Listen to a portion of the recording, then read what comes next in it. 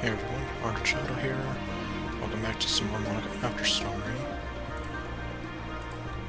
And yeah, pretty much the same song and dance. Except I don't think I can actually give her any more ribbons. At least the ones that I have tried don't work anymore. So anyway, today it is April 18th. So a little less than a week since I last played. And yeah, it's still raining. Okay, what do we have here? And just so you know, I was never in love with anyone but you. Liar! You're with him! You brought him here to kill me! Okay, no. And it's like, I bet you say that to all the guys and girls who talk to you. Well, technically. I mean you, Daniel. I mean you, Daniel? I don't know how you would read that. Unlike the other girls, I can separate your avatar from who you really are. The main character is nothing more than a bunch of code with no personality. So you mean he's a characterless zombie? Like Starscream? In Transformers Energon, I mean. Or that protagonist from Daily Life with Monster Girls, whose name I can't remember. Other than him being called Darling by everyone. Literally and figuratively. No personality. How could anybody fall in love with that kind of a person? You see, Monika, that's what they call a blank template. Where that protagonist is literally like a stand-in, and you can self-insert yourself in there. Since he has no personality, you can pretty much just jump in there and do whatever you want. It's that simple. He just got dragged around by his childhood friend to the club she was in, and then hung around with a bunch of beautiful girls doing nothing. His poetry was just a bunch of disconnected words. I know, right? From some kind of predetermined word bank. What sort of poetry is that supposed to be? Not at all. I guess nobody mentioned that because it was part of the game. But yeah, it's just a list of words to me. Yeah, it's literally just a word bank from a larger word bank. I hope you're a lot more romantic than that in real life. Well, if I were a more confident man, I probably could be. Yeah. Did I mention I have terrible luck? But even if you're not, it's okay. We've moved beyond that phase in our relationship already. That just means you won't cheat on me with some woman in your reality, right? Well, I couldn't, even if I wanted to. I'm sure you would never do that to me. Because if you did, I'd freaking kill you. I just want to be with you forever. Forever. And I doubt anyone knows what song I'm referencing. But that's okay, because that's just part of me, and how I do things.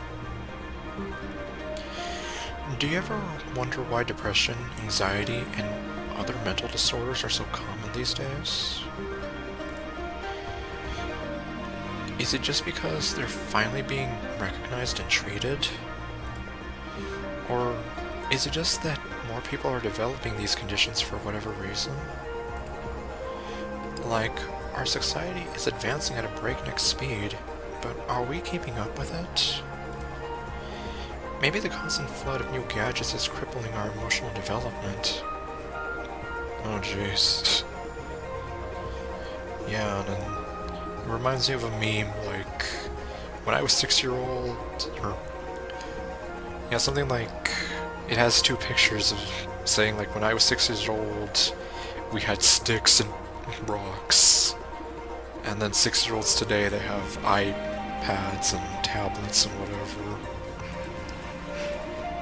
So I guess you can kind of say there's some merit to that. Social media, smartphones, our computers. To be fair, if I didn't have a computer, I wouldn't be talking to you right now. All of it is designed to blast us with new content. We consume one piece of media, then move right on to the next one. Even the idea of memes. 10 years ago, they lasted for years. Ah, yes. Well, I guess that's kind of true. I can't really think of any right now that lasted years. Other than, like, Pepe the Frog. Now a meme is considered old in just a matter of weeks. Yeah, like, who talks about Uganda and Knuckles anymore? Or even Big Chungus. Or that creepy alien from the Dame to Cosita music video. Or Howard the Alien. And I bet none of you know what I'm talking about. And not only that, we're more connected than ever, but that's like a double-edged sword. We're able to meet and keep in touch with people from all over the world. But we're also bombarded with every tragedy that strikes the world. A bombing one week, a shooting the next, an earthquake the week after. And how ironic that she says this around the same week of the whole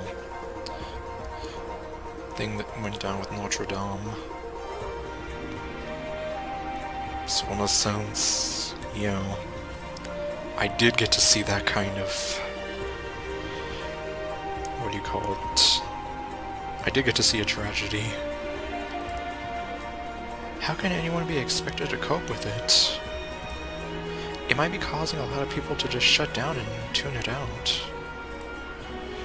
I like to believe that's not the case, but you never know. Daniel, if you ever feel stressed, just remember that I'm here. Have no fear, I am here. Okay, well, I'm not All Might and neither is she. If you're trying to find peace, just come to this room. With nothing but the calm rain and its relaxing best music from Fire Emblem Awakening. So peaceful.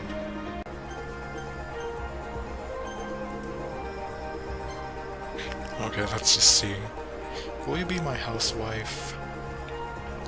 Even though I honestly cannot picture her in that role. Maybe Sayori. You know, it's funny, because even though I've always had a lot of drive, there's something kind of enticing about being the stay-at-home partner. I guess I'm like perpetuating gender roles or whatever by saying that. But being able to keep the house clean and shop and decorate and things like that, and having a nice dinner for you when you come home,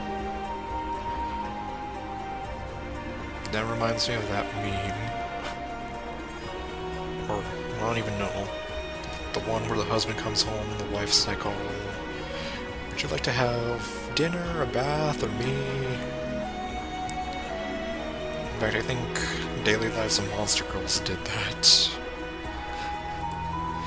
Is that a weird fantasy? No, I think it's kind of normal.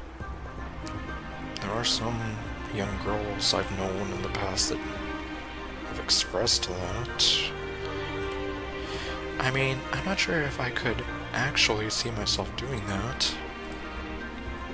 I wouldn't really be able to put that over striving for a fulfilling career. Yeah, you see. With the way she is, I couldn't really imagine her just doing that. I see her more like taking charge somewhere. It's kind of cute to think about, though. I suppose it is. Tell me a story, boss. Okay. I'm actually curious. Let's begin then. Ahem. A cat got a cock and thought about reasonable excuses for eating him.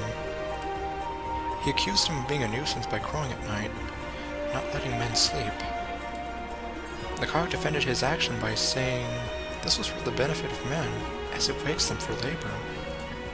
The cat replied, "You abound in apologies, but it's time for breakfast." Devilish Monika. At that, he made a meal of the cock. The moral of the story is, tyrants need no excuse. So the cat is a tyrant? And that's the difference between being a leader and a tyrant like you. I doubt anyone knows what movie that's from. I hope you enjoyed this little story, Daniel. That didn't help at all. Maybe a story would help. It's called The Ugly Barnacle. Okay, well, maybe another time. Hey Daniel, do you know how to ice skate? Ice skate? I barely know how to roller skate. I'm terrible. It's a really fun sport to learn. I mean, it looks fun, but I am terrible at keeping my balance. I have like the most terrible coordination. Like my mother before me. You know, it's like both of us had terrible coordination. Especially if you can do a lot of tricks. In the beginning, it's pretty difficult to keep your balance on the ice. Yep. So eventually being able to turn it into a performance is really impressive. And props to the people who are able to do that. Because that is amazing. There's actually a lot of ways to ice skate. Oh really? Well, there's figure skating, speed skating, and even theatrical performances. Yeah, like Disney on Ice. And despite how it sounds, it's not just a winter activity either. Lots of places have indoor ice rinks, so it's something that can be practiced year-round. I would really love to practice ice skating with you, Daniel. But until we can do that, having you here having you here with me is enough to keep me happy.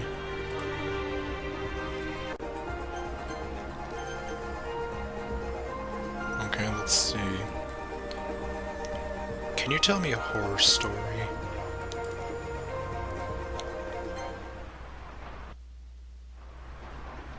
Actually, how fitting that we have the rain going. And this zoom up of Monika. Let's begin then. Let us begin. It's called The Ugly Barnacle. Okay, no, I promise I won't do that. Right now. Ahem. One day, a hunter went out hunting for game in the forest. The forest was dense and all dark. The forest was dense and dark all around him, so he struggled to hit his mark. He was soon approached by a salesman who kept his face covered. The salesman offered 7 magic bullets that would hit whatever target the owner wanted without fail.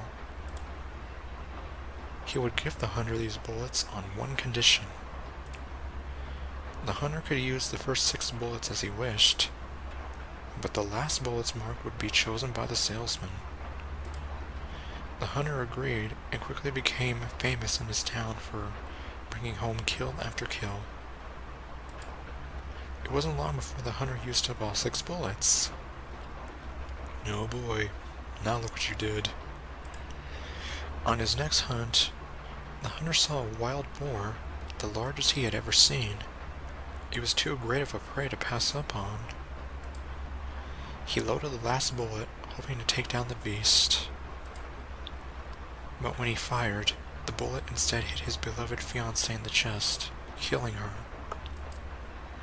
The salesman then appeared to the hunter as he grieved his tragic loss, revealing that he was in fact the devil.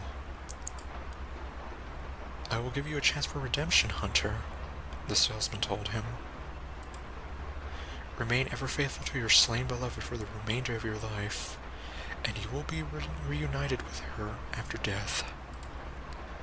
The hunter vowed to remain true to her as long as he lived. Or so he would.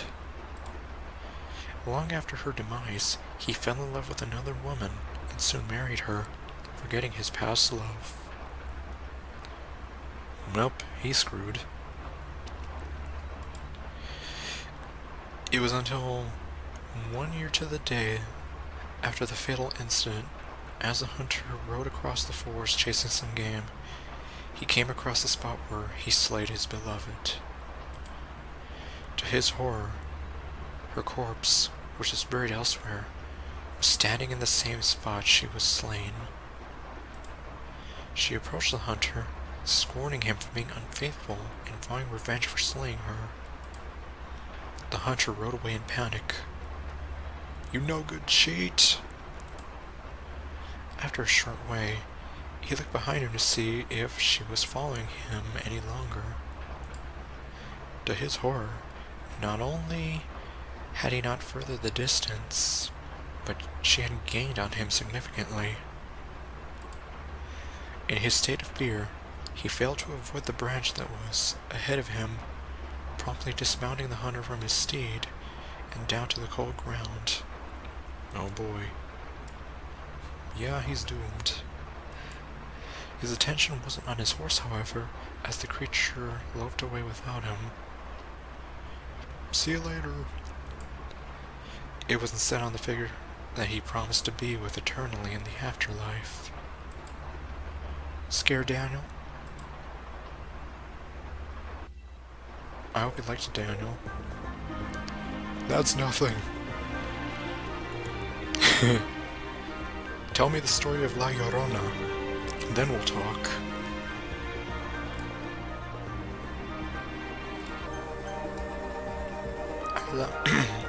I love you too, Daniel. You've saved me in so many ways. How could I not fall for you?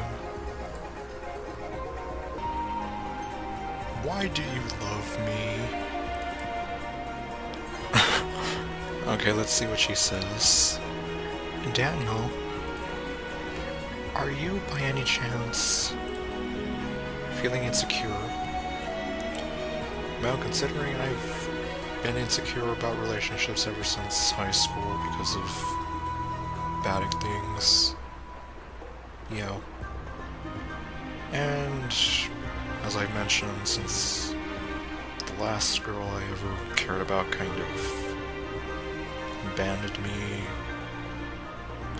Anyways, I can understand why you're asking such things out of the blue. But whatever the reason might be, I just want you to know that I love you no matter who you are, Daniel. Just by opening the game for me, you literally saved my life. When I'm with you, I'm no longer lonely. You truly are my hero, Daniel. If anything, I hope that would make you feel better about yourself. When you put it that way, it does sound like a big honor. So keep your hopes up for me, Daniel. Alright. Anything to make sure that you keep smiling. What would you like to talk about, Heart? That's kind of new.